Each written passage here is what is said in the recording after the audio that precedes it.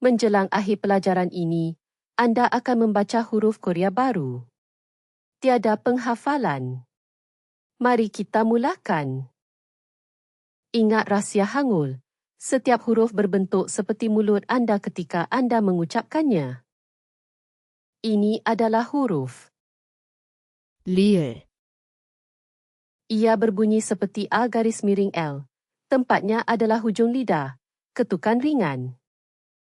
Sekarang tambahkan dokal dan dengar. 라, 루, Ini adalah huruf.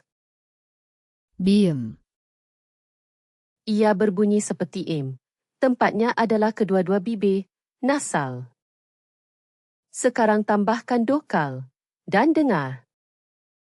마, 모, Ini adalah huruf.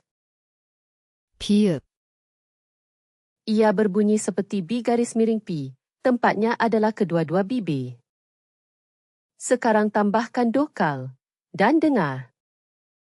바, 보, Gabungkan konsonan dan dokal, dan anda akan mendapat suku kata.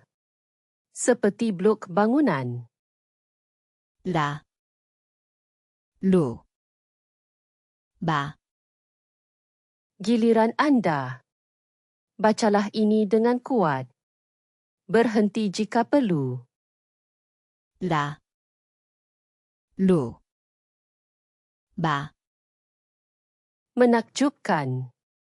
Anda baru sahaja belajar 3 konsonan.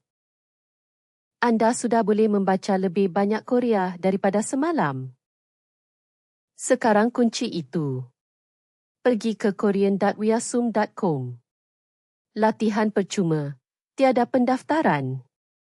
Pautan ada di bawah.